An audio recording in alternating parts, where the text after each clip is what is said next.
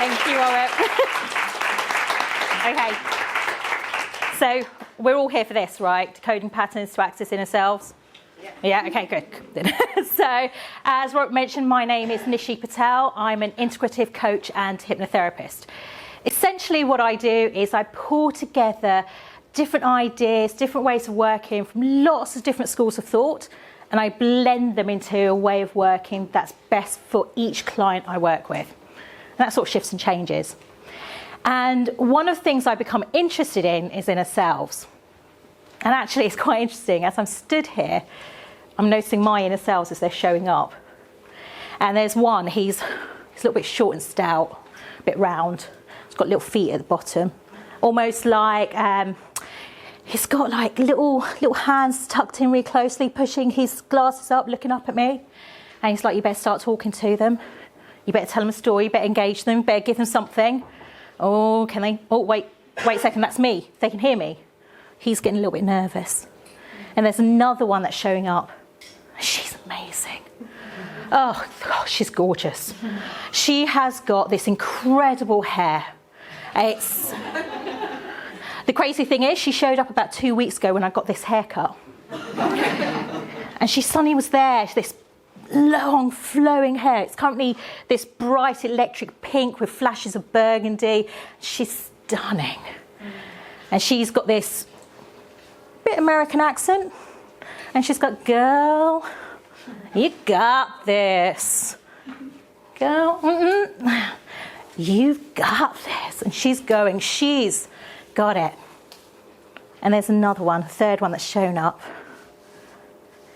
And when she shows up, it's like this calm.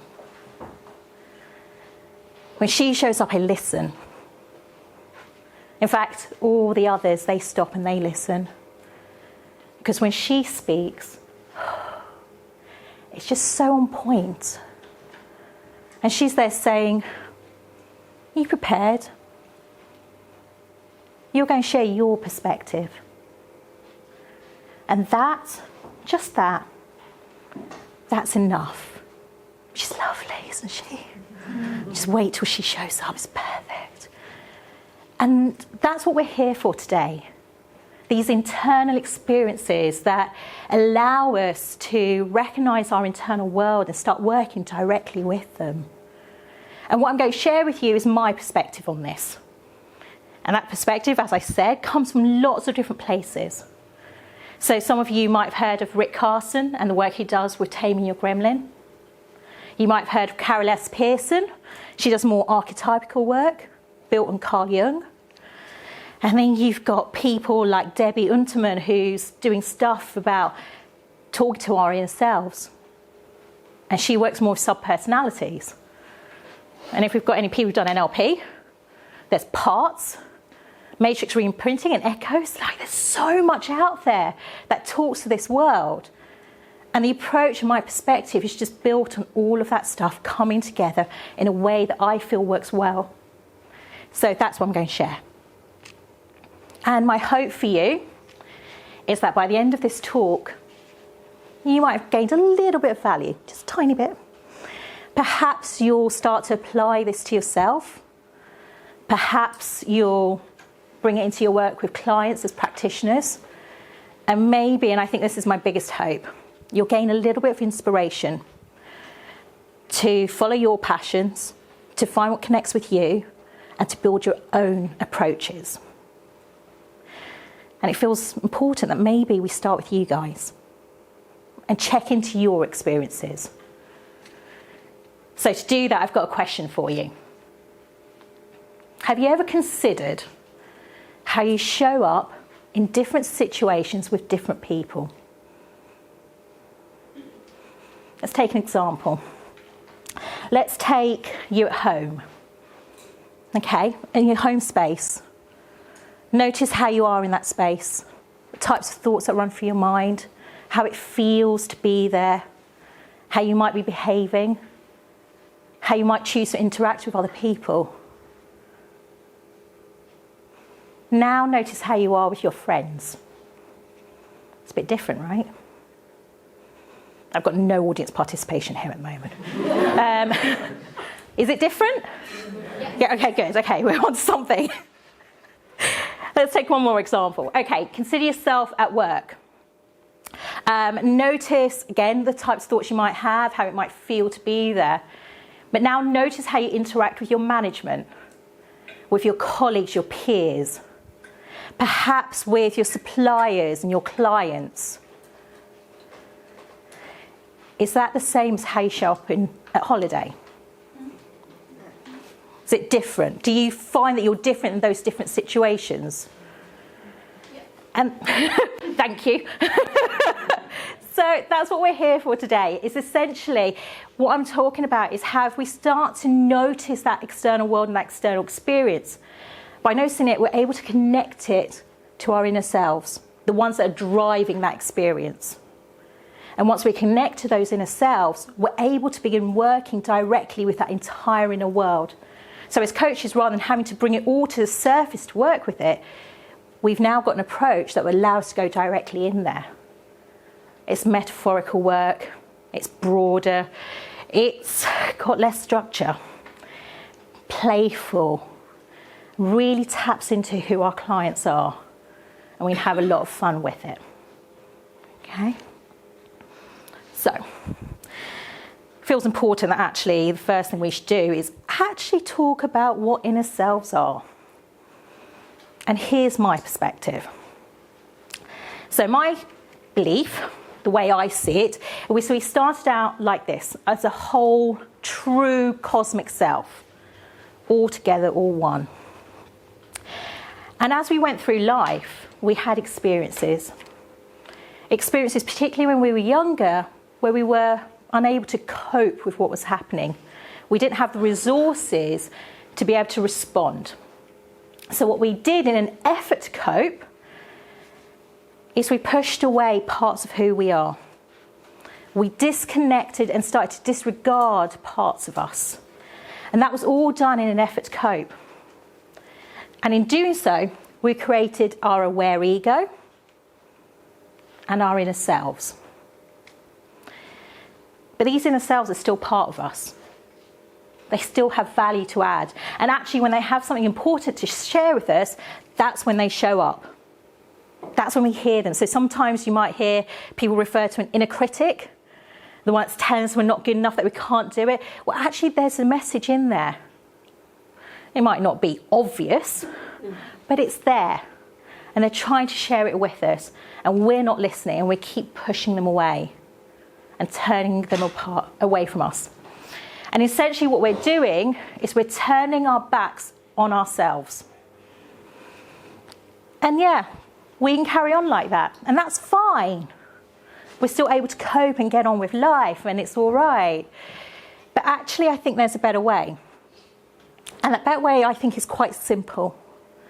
That rather than pushing them away and turning our backs on them, actually, we can begin reconnecting with them. We can begin by going, okay, that's part of me. I'm going to connect to it. And in doing so, we're going to hear their voice, understand what they're sharing, and begin to bring together this whole self. And what that leads to is a more complete identity.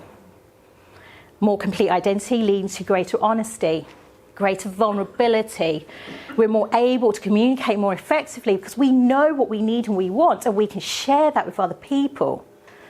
We lead to better relationships because, hey, we're showing up as us, and we're inviting other people to do the same. Really simple approach. And that's what I'm going to share with you in a moment. But first of all, I kind of want to know what you think of this and how this sits with you. So I'm going to give you a couple of minutes, just talk to your neighbour, just discuss what do you think of my perspective on inner selves. And perhaps you might have a different view on this. And we'll come back in a couple of minutes just to share.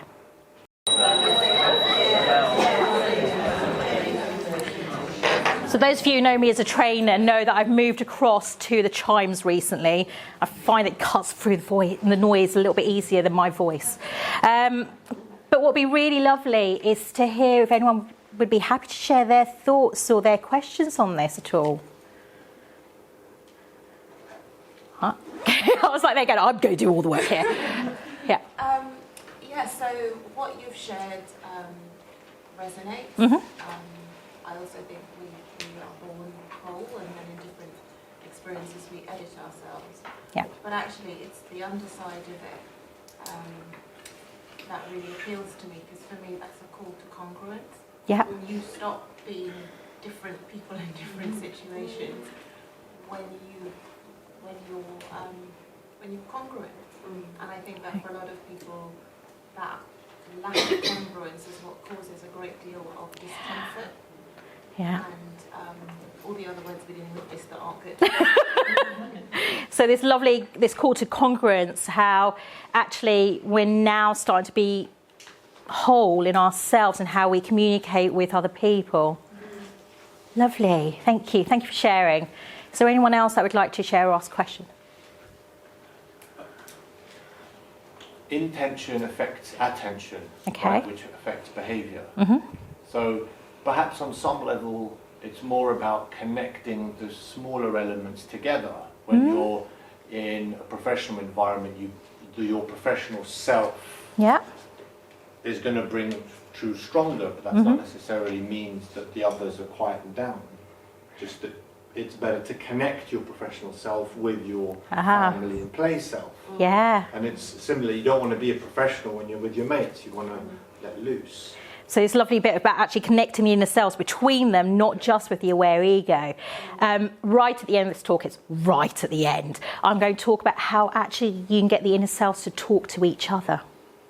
And you can facilitate that conversation, and it's really lovely when they start actually engaging with each other and finding solutions together. So there is something that you can do that allows that. Lovely, yeah, thank you. Was there another thought? Yeah. I think sometimes people are not aware of their own selves as well, and then sometimes something can be a catalyst to make you aware. So some life event, something quite big, breathing, relationship breakup, redundancy, whatever it is, that can suddenly make someone aware of an inner self that's been quite dormant. And then when that happens, that can cause quite a big shift. And that can be quite disarming and disconcerting. So I think that's something that then can maybe affect their other personas. Yeah, and they show up quite randomly sometimes. So I had another one show up literally 2 weeks ago. She'd never been around. You know the ones with long flowing hair? She just hadn't been in my sphere. Like I kind of felt something there, but I hadn't seen her or interacted with her. She showed up when I got my hair cut. There was something really interesting about that for me, because it's been about 3 or 4 years that I've been wanting this haircut. And I'd finally just fallen into it and just gone, yeah, this is me, this is part of who I am. And suddenly there she is. And so, yes, it can be disconcerting, it can be disarming, but there was something incredible as well when she turned up that allowed me to go, I've been waiting for this. So it has shifted a huge amount. So there is a lot of growth that can be gained as you start spotting them and working with them. You describe your inner selves as like other people and characters. I think it's different. Sometimes Completely. Themselves, versions of themselves. I agree. I'd say for me, it's versions of me, they're not other Characters. Yeah. And I think that's really important to recognise as well, is because the reason I don't go any particular school of thought on it is because I feel it's quite restrictive and that it can box us in a little bit. I'm not saying they're wrong by any means. I just find that actually you're right, that clients have their own experiences. And if I was to say, oh, well, what kind of character is it? They might go, oh, wait a second. So actually, I ask them what they're experiencing, what they're noticing, and I look for their experience and look for them to label it in their own language, because there's something really interesting about what they choose. Yeah, but I think you're absolutely right. Each one has their own experience. Thank you. I'm going to make this the last one. Okay. Thank you. Yeah, so I just found it, like what you said about the inner critic, really spot on, because in my case, but also I think with my clients, the inner critic is very often like scared and telling you some like scary things or bad things about you. But I found that for me it works best when I treat it in a way like, you know, it's just a part of me that is scared and that like kind of wants to make me avoid, you know, some mistake or something terrible that might happen to me. So I just kind of, you know, say thank you, and it helps to notice, not to maybe believe everything it says, but at least, you know, to have this awareness and welcome it, you know, in a novel way. And I think there's something really lovely about listening to our inner critics, because that first message is often the distraction. In the work that I've done with myself and with clients, it's often there to distract us from what we're trying to do and to stop us. But actually, as you start talking to them and engaging with them, the message that they have for you is actually really something lovely. So they're often wanting to protect you or support you in some way or help you do the best job that you can. They're just going about it in a really awful way. And actually, when we start listening to them, they sort of loosen the reins a little bit. It comes with time. The thing that I thought was my inner critic, when he first showed up, he was really slimy, and he had really sharp gnashes and really pointed nails, and this tail that was really limp. I mean, it was gross, just sort of dragged on the ground. And over time, the slime's gone, the tail's perked up, he's really fluffy, he's like a moss green sort of colour, and then he turned up with a top hat once. And then he started wearing tails, a top hat and tails. And then he got a cane. And I was like, okay, where's this all coming from? And I can spot him now. He's got a pocket watch out going, mate, you need to carry on. So he still shows up. He's still got my back. But he's gotten really playful. And he's like a character from old England in some ways. But he's this really fluffy monster in there. It's so strange. But he has something really beautiful to share with me. So yes, with inner critics, I'm all for pulling them in and seeing what they turn into. Okay. So that's inner selves. So how do you work with them? The rest of this talk is really very much focused on my approach.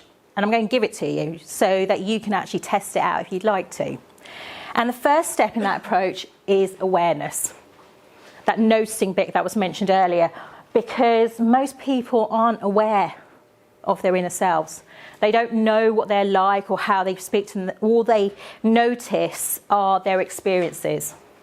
The thoughts that pop into their heads, the sensations in their body. They know how they might get angry or frustrated or really happy, but they don't know what it's connected to. So awareness allows us to start noticing. And it is only noticing. What are we thinking? What are we feeling? What are we experiencing? And I'm going to share with you some really simple approaches, and I suspect you've got some others. So really simply, one of the ways in which we can begin noticing is just tuning into the moment. So as we go through life and as we notice that we've had an experience, we might just stop for a moment and go, this is what I'm thinking, and just let it go. Or this is the emotion I'm feeling. That's it. It's showing up here in my body. That's it. It's enough. Another approach is what I call active reflection, where at the end of a day, what you might do is stop, think back on the events that have taken place, and just notice how those were experienced. You might make some notes, you might not. And then the last approach that I often think about is meditation. And I'm not talking about guided meditation. What I'm talking about, the style of meditation I'm talking about, is simply being. Where you sit in a space or lie down, however you want to be, and just notice what comes up. If you notice a thought, you notice it and then let it go. Notice a feeling, feel it, let it go. It's just a noticing and just getting used to that action of noticing what is happening. Does anyone else have any approaches that they use just to notice their experience? You do journaling. So literally just from the flow, writing on the paper. You'll start off with the logical stuff. Yeah. as you go, and that gets let go, what's really going on. When it all seems that you kind of go, oh, how did that really going? But it really works just to see how it goes. So internal stuff just coming to the external. Journaling, when I've attempted journaling, it's not quite right for me, but I know a lot of people do it, and a lot of people also do something called morning pages, where they wake up first thing in the morning and they just write for a set number of pages or a set amount of time, and that just allows the flow of that internal experience to just be outside, and then you can then do some active reflection on that has come out. There's another approach that I've recently come up with, which is this. And that's why you've got these pieces of paper. I know some of you take notes on them, but I'm hoping there's going to be a blank side to them, or there's some space. And you're going to do this in a second. I'm just going to talk you through how it works. So essentially, the way that I do this is either on a specific event or a period of time where I want to get a better understanding of my experience. And what I do is I allow myself to go back to that point. Not right into the past, maybe a week or two at the most. And I reconnect to it, start to notice myself in that space. I take my piece of paper, I put my pen to it wherever the pen goes, and I draw one line. However it moves, whether it's in curves, mine tend to be in curves, or straight lines. Or sometimes I've seen people go off the page and back onto it. But for them, it's still a smooth line, but that page is only capturing part of the experience. So that's what I'm going to ask you to do. I'm going to ask you to connect with an experience where you would like to get a bit more insight. And I'd suggest you don't go back any further than a couple of weeks. Okay? So just take a moment to remember that experience. Notice how you showed up. Notice yourself in that space. Notice what's around you. Notice any sensations that might be experienced.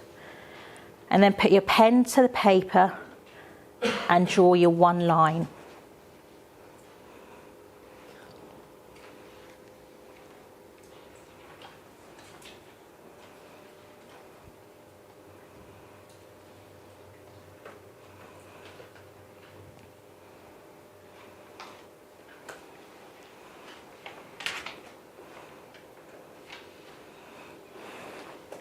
I'm getting some giggles at the front. Okay.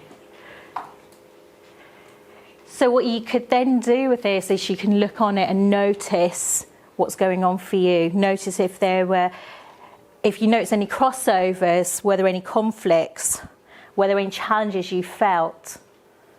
What were those? How did they feel? What was going on for you? And what's really interesting, exciting about this that I find I get on really well with is that it's really quick. It doesn't take any time at all. And actually, if it's done on a daily basis, you get this beautiful opportunity to see an array of what you've experienced, and you start to notice the patterns between those experiences. And you get a nice piece of art to go with it as well. That, by the way, can be framed beautifully. And if I look to this experience, and this was drawn a few weeks ago as I was preparing for this talk, this one on the side here where I've got the two almost flower images, that was when I was challenged on two separate issues, and I kept going round and round. One was a bit smaller, one was more intense and deeper, but I was coming through them both.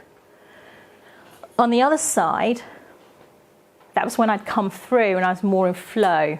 I felt a little bit of a challenge towards the end of it, but that was me in flow and it felt so good. But the looping is common in both. And the looping is my distraction and the inner self that tries to challenge me not to get on with what I want to get on with. That's what I noticed and took away from it. And you'll notice things yourself, and it is just seeing it and beginning to see. Okay? So we start to build awareness. We do this on ourselves, so we can actually give our clients exercises to do this work. Or you can get them to select the exercises, but all we're doing is going, let's put a spotlight on what's happening. And once you do that, you move on to the second bit, which is connection. Connection is about going from that awareness and actually starting to create the links so we're able to really start to recognize these inner selves as they show up. We're not challenging them. We're not questioning them on who they are. We're simply accepting them for who they are with unconditional positive regard and allowing them show up as themselves, but to just start sharing with us rather than interrupting and disrupting us. So, as an illustration, I'm not suggesting we've got all of these going on, but we might have a number of different inner selves that show up. And our awareness allows us to start identifying some of their characteristics or where they tend to show up. And when we start to notice it, what we can do is we can ask ourselves, or we can ask our clients, okay, where in the body are they? What might they look like? What colour are they? How do they talk to you? Do they talk to you? Do they make sounds? What's the tone like? What's the quality of that voice? What else can you tell me about them? Do they move? How do they move? And as you get different inner selves, they'll present in slightly different ways. So you can imagine the guy in the middle, well, for me, he's almost got a Barry White kind of deep voice. And if it wasn't black and white, I can imagine him, these bright yellow and orange and red flames just flying around. He's just this smooth talker is how I imagine him. And I suspect there'll be people in this room who imagine him differently. When I look at the guy at the back, the one with the sharp gnashes, I can imagine him not actually speaking. I can imagine him more grunting or nipping at me. But can you see his hat? He's got this little hat on, and that suggests to me that he's probably a bit playful as well. And we build these out with our clients. We allow them to share with us what they notice and how they show up for our client. And then we can add some more layers to it. We can begin to notice where we are and what we are experiencing when those particular inner selves show up. And we start creating that link between them. So we're starting to create that link between that external to that internal world. We can also give them space. This connection piece is really important because it's allowing us to build trust with our inner selves. We're asking them to share, and we're opening up to whatever it is that they say to us. And when they do start sharing, it's about becoming an avid listener. So it's one thing to give them space, it's another to really listen. And that's when the client or we become the coach to the inner self. We hold that space for them. We encourage them to talk. We don't operate with any judgment. We just let all of that information come out. And that begins to build that connection back to them. Because now we're putting them in a position where they feel they can share with us. Does that make sense? Are there any questions or thoughts on that? Or anything so far? I'm just wondering, like, how many have you, I mean, since you've been doing that work, and I imagine you're quite a creative person and that kind of thing, so how many have you experienced? I'm just wondering, like, how many can there be? And like, how do you reach congruence if you got like 100 of them?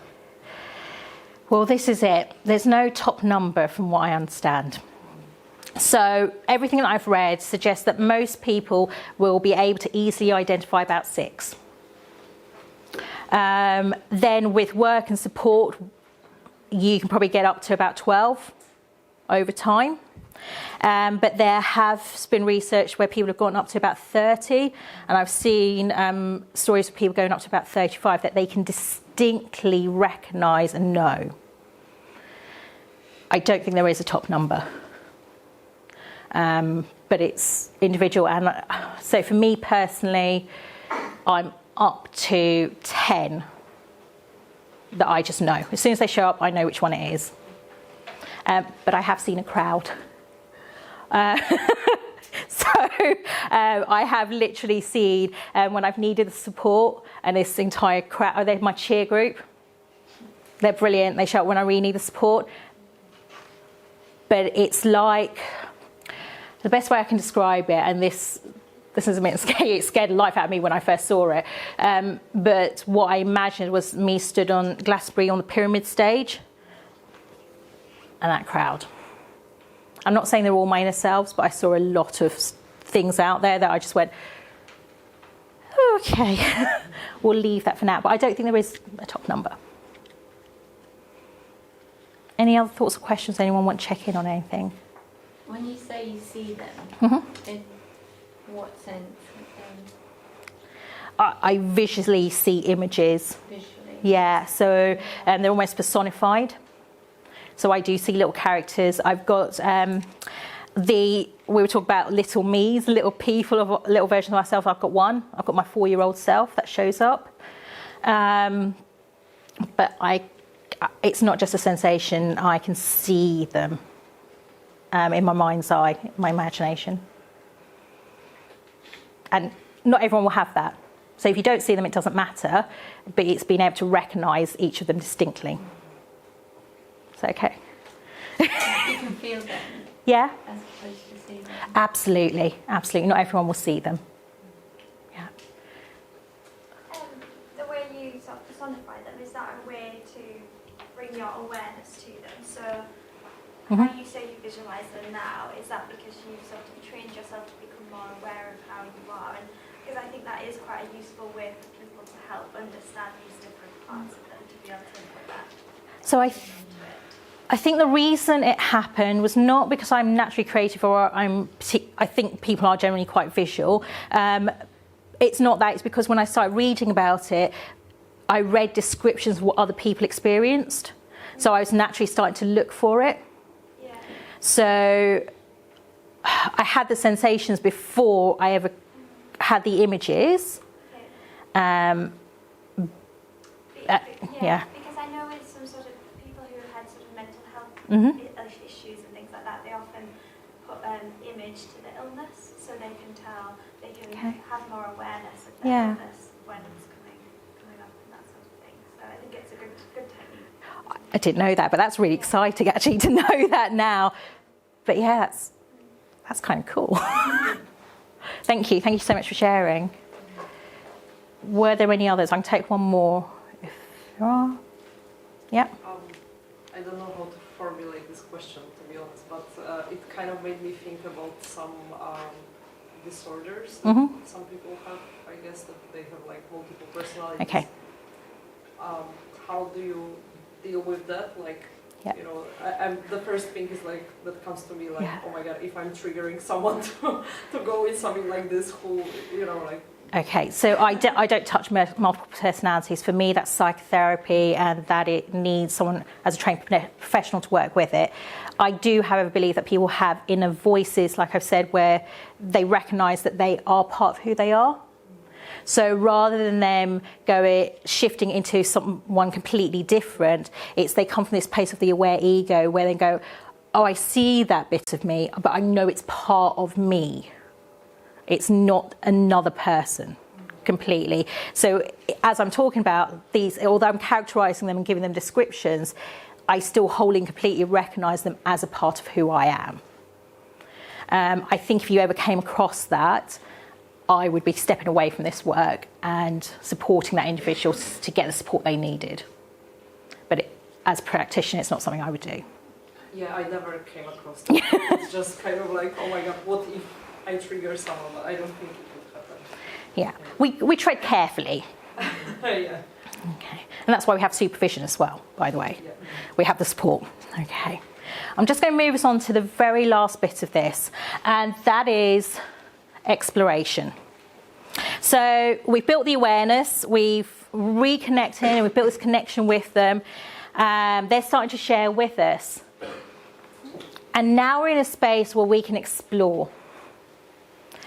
We can actually start asking questions of them and knowing their response.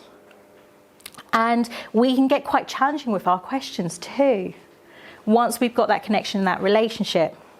Now, this is where it's really important that when we do this work as ourselves or with our clients, that we always position ourselves in that aware ego. And the way that I do that with clients is I say to them, you as you are today, talking to them. And so what the client does is they become the conduit to the inner self. So I ask the client to ask the question that I'm giving them, and I ask them to share the response back with me.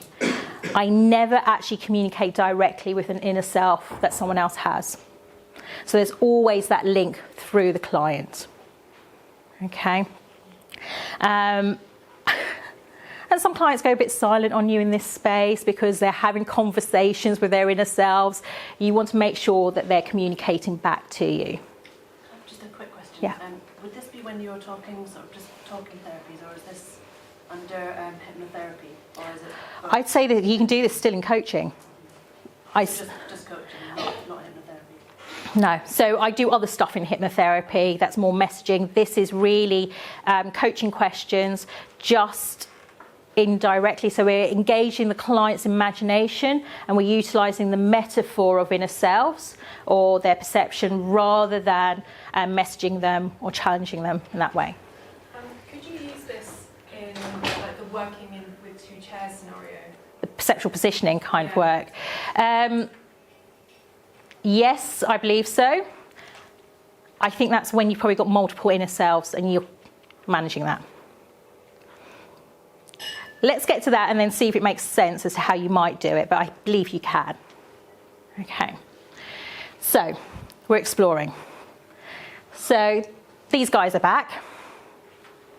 And what we might do is just ask them a few questions. So what do you want to achieve? What do you enjoy doing the most? What would make life better for you? What do you want to share more than anything else? We can go with very broad questions and get them used to answering questions and get them into the flow of that before we step into the more challenging space. So when we notice an inner self keeps showing up in a particular situation or when we're facing a particular challenge, we can ask them, why are you showing up? What is it that you want me to know here? What do you feel is important for me to understand? What would you like to tell me?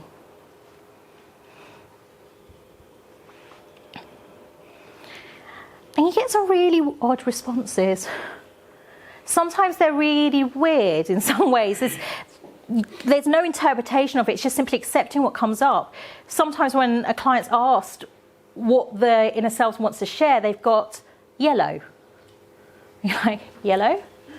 What's yellow? And then you start asking more questions to get more insight and you follow it along. Always coaching questions, always exploration, just seeing what comes up. I've had inner selves give pineapples to clients. I've actually had inner selves ask for hugs as well. In which case I then say to the client, what would you like to do? Because some clients would like to hug them, some don't. So I'm still coaching the client and still supporting them in their journey, but we're still getting insight from the inner self. And that's when you've got one. Sometimes we face inner conflicts. And those conflicts can be between two or more inner selves that show up. And then what we can do is facilitate a conversation. Now, what I've learned to do is ask the clients where they feel this conversation would be best placed. Where would they like to have that conversation? Where would they like to facilitate that conversation? I've had clients who go off into green scenery. Some have had campfires on a beach. Mine is in a playground. You know those big round swings where you put multiple children? I tend to lie in the middle of two inner selves. It's whatever works for the client. And then they facilitate the conversation with our questions guiding them.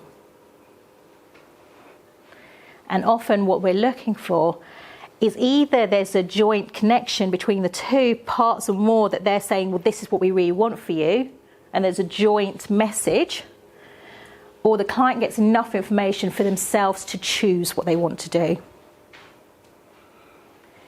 And we can get playful. So perceptual positioning potentially could happen where you might have two inner selves, and you might try and get one to see the perspective of another, potentially.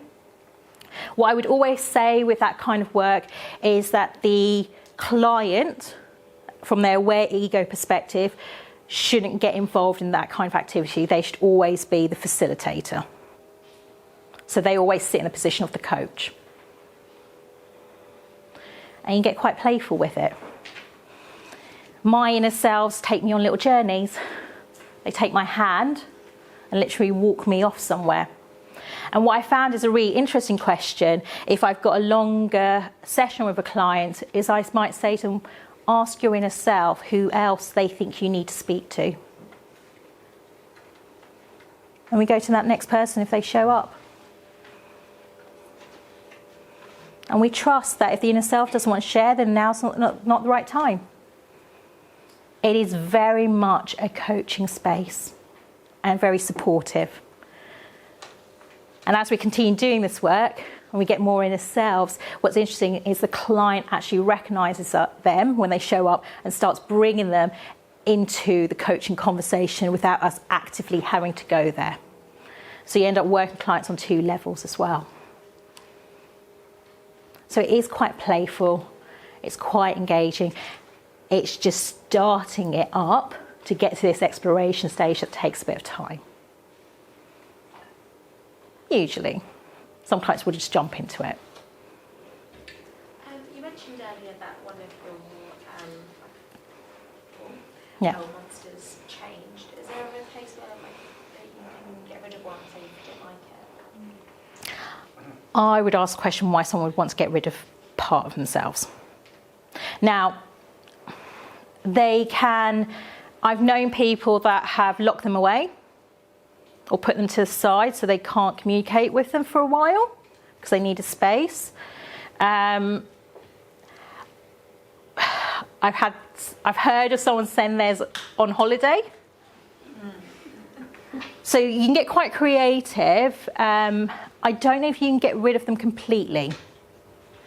I've never tried, and it's not something I feel that I'd want to go to. I'd more ask why of the client, what they'd hope to achieve by getting rid of them. But it could be possible. Okay. And that is my entire approach. And if you didn't catch it, by the way, that acronym was ACE. So awareness, connection, exploration. Thank you.